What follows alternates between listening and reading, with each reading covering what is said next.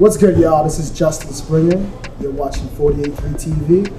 I'm here tonight in Somerville, Massachusetts at Club Choices at Tickle Me Tuesdays, which is a comedy night. Just had a great time. And I'm here with Boston's bad boy of comedy, Mr. Jonathan Gates. What's going on, Jonathan? You had a good time tonight? Man, I always have a good time. What's going on, baby?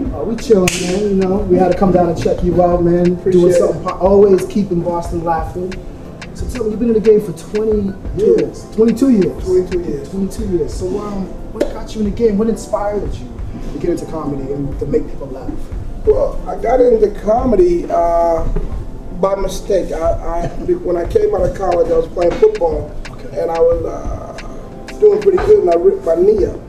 So when I ripped my knee up, I had to come back home to Boston and reinvent myself. So I started, I was DJing and started my own bodyguard service and nightclub. I was able to start doing that at the Rose Club. About 23, when the Rose Club was open, people don't understand it. About 23 years ago, man, we were sitting around the Rose. God bless the Rose Club. The owner had comedy night. It was a guy named Dick Darby. He was bringing comedy through the Rose. He was bringing in different comedians. This night, he was the host. He couldn't make it, so he just asked me to bring the guys on. And the comics he brought really sucked. So you know, black people, you got like 12 seconds to make them laugh or take control of the room. So they started booing him, and you know. So when I went back up, dude tried to heckle me. I was like, yo, my man, I'm not that dude. He was like, well, fuck you. I was like, well, fuck your mother. Yeah. So you know, we started. He wanted to play the Dozens game, so I was. I'm on the walls of Almar Park. I'm straight ghetto, so we and the white dude said, "Yo, you really quick and good. You should study it." I said, man, I ain't no fucking comedian.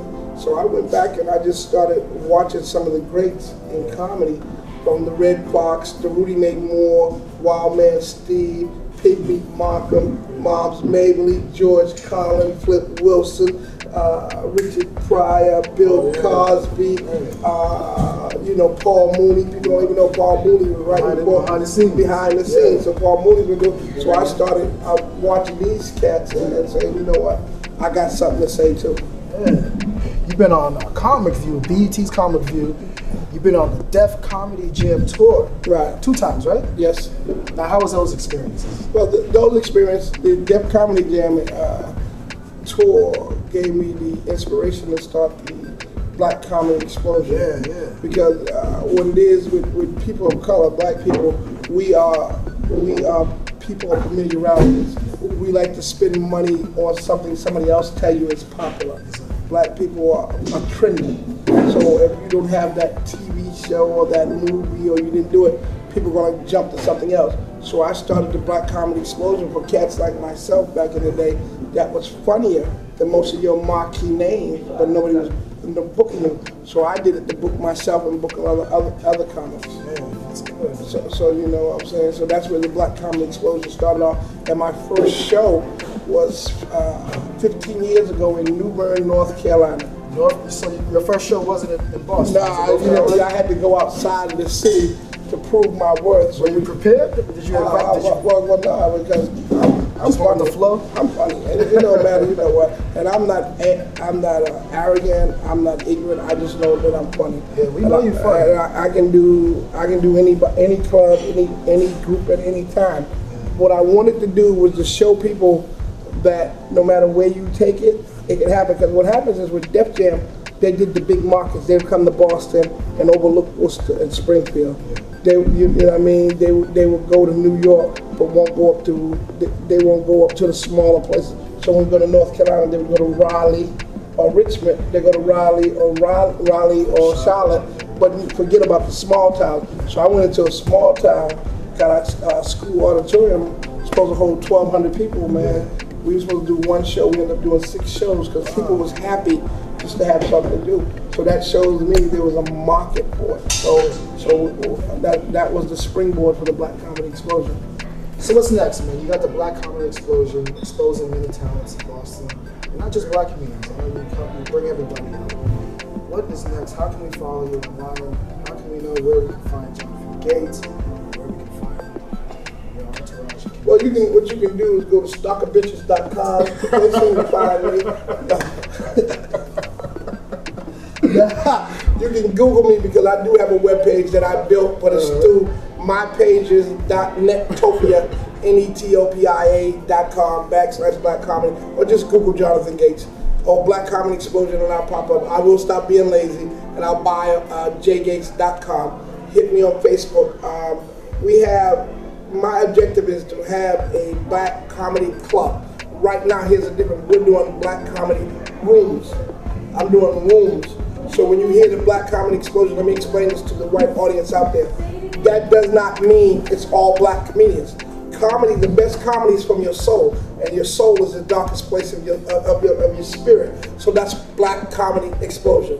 I have some white comics that will blow you away. Yes, you see Steve Bellerman tonight. Yeah. Steve Bellerman, this Irish cat's been opening up for me across the country. People do not believe this kid is, so there it is. As comedy rooms, Tuesday at Club Choices, Tickle Me Tuesdays.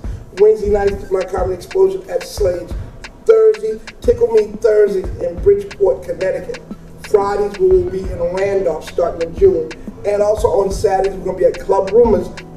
Nick's Comedy stops on Saturdays, starting on June 9th, 10th, 11th, 12th. So when you're a comic now, I bring a comic in town. If you don't want to come to Slade's, you come to Choices. You don't want to, so want to give you different choices of what you can do. And then we're working on Sunday for Providence.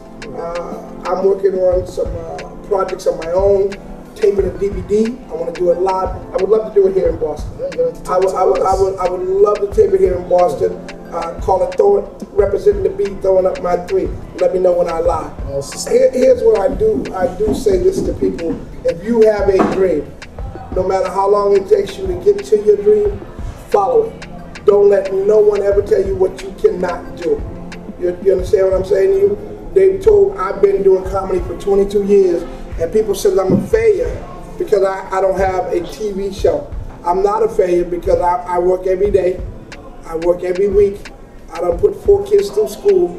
I'm not losing no weight, so that must mean I'm doing something. You understand what I'm saying to you? So you keep your dream no matter how long it takes. Bernie Mac, God rest his soul, did comedy 18 years before you all seen him on Def Comedy. I'm scared of you, motherfucker. That was 18 years into the making. Red Fox, 125 albums out of the trunk of his car before you all seen him on the Red Fox show. So don't ever give up. Paul Mooney, 20 years behind the scene, writing for Flip Wilson, Richard Pryor, Fred Fox. Now he's making his way. So all you have to do is believe in you. And man, if you all keep holding on, here's what I say. I keep my head high. I keep my faith even higher. I know where my gift comes from. Man didn't make me, God made me. So Boston, I will always represent. Yes, sir.